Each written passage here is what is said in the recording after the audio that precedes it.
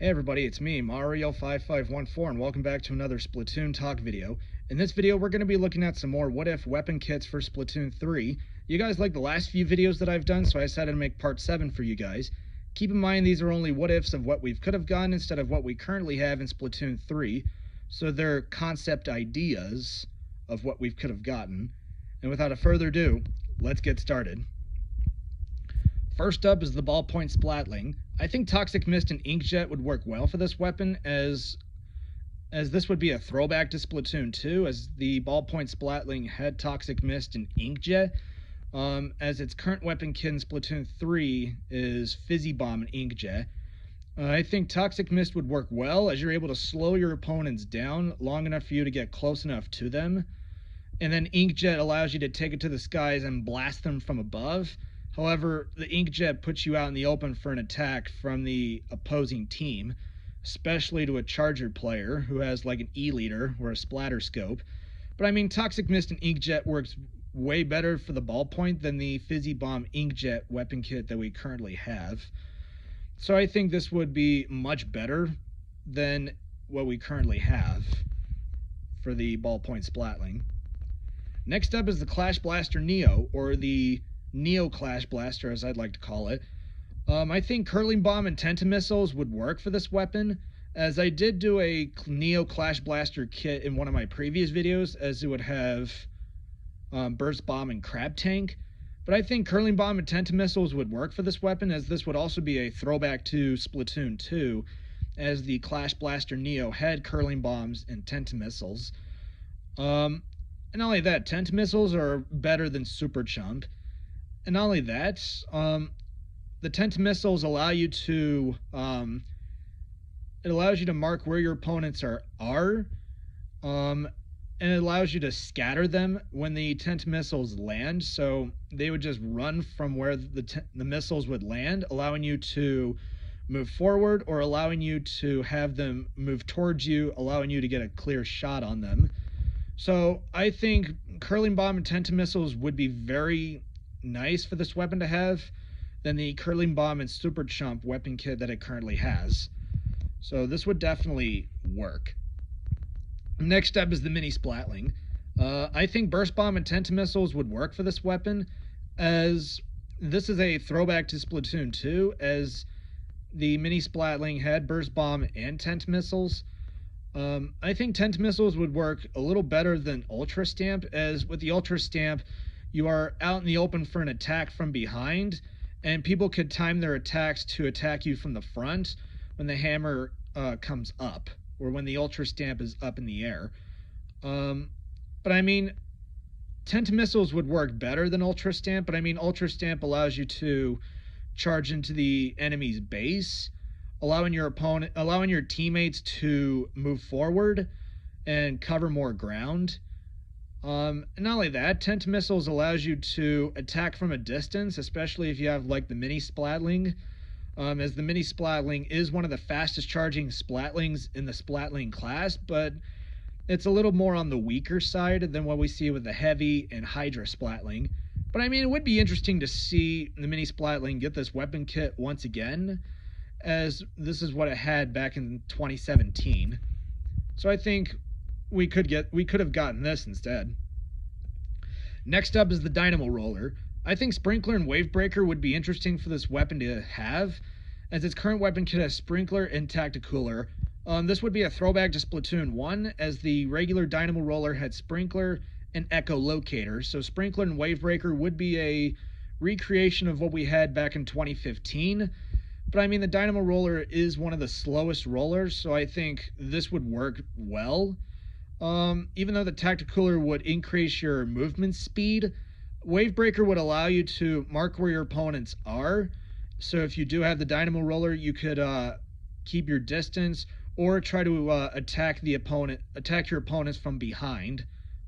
So I think this would work a little better than what it currently has. But I mean, I don't think people would want Dynamo Roller to have Wavebreaker, as Tacticooler is a aggressive special. But I mean, it's only a what if. This would be unusual for the Dynamo Roller to get, but it would be interesting to see in action. Next up is the Carbon Roller. Autobomb and Inkstorm would be interesting for this weapon to get, as back in Splatoon 2, the Carbon Roller did have Autobomb and Inkstorm, so this would be a recreation or throwback to 2017, as the Carbon Roller's current weapon kit is Autobomb and Zipcaster. And not only that, I don't think Zipcaster works well with the Carbon Roller as it does with the new Squiffer, the Octobrush, and the Splatana Stamper, as well as the light Tetra Dualies. I just don't see Zipcaster work well with the roller as it does with the other weapons that it has. But I mean, Inkstorm would give us. But I mean, this would give us another Inkstorm option than just the custom Jet Squelcher and the Blow Blobber. And not only that, the Autobomb will allow you to sniff out where your opponents are hiding, and then allowing you to move in for an attack. Even though the Carbon Roller is a little weak, because if you're wanting to crush someone with the Carbon Roller, it takes 2 hits to run them over or crush them than it does with the other rollers, as it's a one-shot. But I mean, the Carbon Roller is very fast. You're able to be light on your feet than you would with the regular Splat Roller, the Flingza Roller, and the Dynamo Roller. So I think Carbon Roller having Autobomb and Inkstorm would be much better than having Autobomb and Zipcaster as its current weapon kit. Next up is the Wellstring 5. This was a tri-stringer kit that I thought up of myself, as the current Wellstring 5's weapon kit has Autobomb and Ultra Stamp. I think it would be interesting to give Wellstring 5 Trizooka instead of Ultra Stamp, because Wellstring 5 or the tri-stringer weapons are more of a backline weapon from what I've heard, and tri-stringer would work very well as it's a weapon that you could use from a distance. So if you have like a backline weapon like a tri-stringer, you're able to keep your distance and attack and just unleash total power with the Trizooka, especially with all the buffs it was given over the past 2 years. Trizooka would work very well with the Wellstring 5 than the Ultra Stamp. So I mean, this would be very powerful for the Wellstring to have Trizooka instead of Ultra Stamp. So I think I would use it. I would use the Wellstring 5 because of the Autobomb Trizooka weapon kit it would have instead of the Autobomb and Ultra Stamp weapon kit that it currently has. Next up is the Ballpoint Splatling Novo. I think Squid Beacon and Inkstorm would be interesting for this weapon to have, as looking back at Splatoon 2, the Novo model did have Squid Beacon and Inkstorm. I mean, the current weapon kit that it has is Ink Mine and Ink Vac. I mean, Ink Mine is not bad, but Ink Vac kind of leaves you out in the open for an attack. Even after you deploy your Ink Vac, you're basically out in the open for an attack from behind. And when you're trying to aim your charged up Ink Vac shot, you're basically out in the open, because once the timer runs out or once the tank is full, you have to fire it right away if you're on the front lines, because you're basically an easy target for the enemy. So I mean, Squid Beacon and Inkstorm would work better than Ink Mine and Ink Vac, as the Squid Beacon, you're able to place down beacons where your teammates could super jump to and try to take the opponents from the side or from behind while you're trying to go at them from the front. And Inkstorm would be more of a ink spreading kit or more of an ink spreading special, and allows you to allows more of a distraction for your opponents to have while you and your teammates move forward, as they're just as your opponents are trying to clean up what your Inkstorm did in their base. So I think this would work much better than Ink Mine and Ink Vac. Next up is the Octobrush. I think Autobomb and Inkjet would be interesting for this weapon to have, as looking back at Splatoon 2, it had Autobomb and Inkjet, as its current weapon kit has Suction Bomb and Zipcaster. But I mean, it would be interesting to see a brush weapon have Inkjet, as I don't think any of the brushes have Inkjet. It's more of the only weapons that we have, or specials that we have for a brush, is Killer Whale 5.1, Ultra Stamp, Zipcaster, and Inkstorm, as well as Tent Missiles if you count the Paintbrush Novo. So I mean, Inkjet would work well for an Octobrush, because the Octobrush is slower than the ink brush, but you do a lot more. But you have a farther spreading range, and you also have a slower flick rate than the ink brush. But I mean, Autobomb and Inkjet would be interesting to see the Octobrush have, as this is what it once had in 2017. Next up is the NZAP 89. I showed a NZAP 89 weapon kit in my first video, as it had Sprinkler and Triple Ink Strike, but I think it would be interesting to give it Autobomb and Tenta Missiles once again, as this is what it had in Splatoon 2. This was one of the best shooters in Splatoon 2. Autobomb and Tenta Missiles worked very well for the NZAP, as so did the Burst Bomb and Splashdown for the Splatter Shot, and Suction Bomb and Tenta Missiles for the Tony Kensa Splatter Shot. So I think NZAP 89 getting Autobomb and Tenta Missiles would be very powerful for the NZAP to have instead of Autobomb and Super Chump. I mean, the Autobomb is better than Sprinkler, and Tenta Missiles are a lot better than Super Chump. So I think NZAP 89 getting Tenta Missiles instead of Super Chump with the Autobomb would definitely be a lot better and would be a lot more powerful than what it currently has. Next up is the Splatana Stamper. Ink Mine and Kraken Royale would be interesting for this weapon to have, as the current weapon kit is Burst Bomb and Zipcaster. But I mean, Ink Mine allows you to mark where your opponents are, so you're able to defend yourself, and the Kraken Royale allows you to charge your opponents and makes you impervious to all forms of damage. So I think this would make the Splatana Stamper very aggressive than what we currently see out of the regular Splatana Stamper. Do I think this would have been a thing?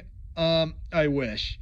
But I don't know. I don't think Nintendo would add Kraken and Ink Mine to the Splatana Stamper, as the Burst Bomb and Zipcaster would work better, and I think a lot of people would agree with that. Next up is the Heavy Edit Splatling Novo. I think Suction Bomb and Trizooka would work well for this weapon, as its current weapon kit has Splat Bomb and Crap Tank. But I mean, this is having Suction Bomb allows you to have a sub weapon that can spread farther than a Splat Bomb, and allows you to stick it to any surface, to a wall or to the ceiling. And then having the Trizooka to attack from a distance would definitely help, as the Heavy Edit Splatling does have a range problem compared to the Heavy Splatling and the Hydra Splatling. So I think Trizooka would definitely give the Heavy Edit Splatling more of an edge on the battlefield than Splat Bomb and Crab Tank. Not only that, Crab Tank leaves you out in the open for an attack from behind. And not only that, the Trizooka allows you to fire your shots quickly, as well as you have to carefully fire them, because you can only fire it 3 times compared to the original Inkzooka from Splatoon 1, which you can fire as many times as you want before the timer runs out. But I think Suction Bomb and Trizooka would be interesting for the Heavy Edit Splatling Novo to have. But I don't think Nintendo would add this weapon kit to this weapon, but it's only a concept. Next up is the Splashmatic. Its current weapon kit has Burst Bomb and Crab Tank, but what if it had Suction Bomb and Ultra Stamp? I mean, looking back at Splatoon 1, Suction Bomb was the Splashmatic sub-weapon. I think it did trade in the Suction Bomb for Toxic Mist in Splatoon 2, but it got Burst Bomb in Splatoon 3.